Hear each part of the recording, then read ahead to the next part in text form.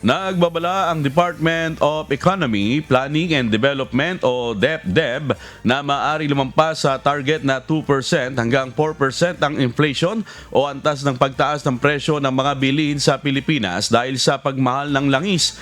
Sa pagdinig sa House of Representatives, inilatag ni DepDev Secretary Arsenio Balisacan ng dalawang posibleng senaryo kung paano maapektuhan ng tensyon sa Middle East ang ekonomiya ng bansa. Sa unang senaryo, maaaring pumalo sa 4.5% hanggang 5.1% ang inflation ngayong Marso dahil sa pagtaas ng presyo ng fuel at iba pang non-food commodities.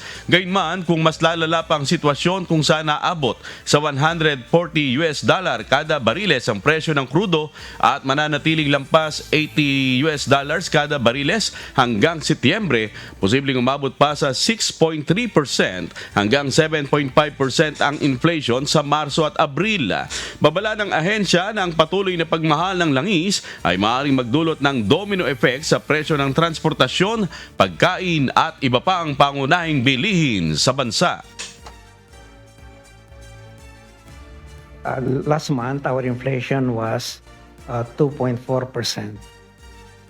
Prior to the attack on Iran, the BSP already expected inflation to pick up to 3.6% in 2026 and is slightly to 3.2% in 2027.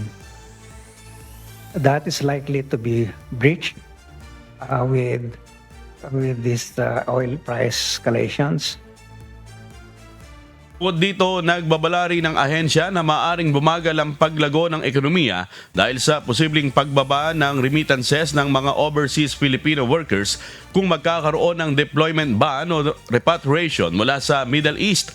Ayon kay Balisacan, maaring bumagsak ng higit 65% ang remittances kumpara sa nakaraang taon kung magpapatuloy ang paglala ng sitwasyon. Iminungkahi rin ng ahensya ang suspensyon ng excise tax sa langis at pagbibigay ng mga subsidy sa transportasyon at iba pang sektor upang maibsan ang epekto ng pagtaas ng presyo ng petrolyo.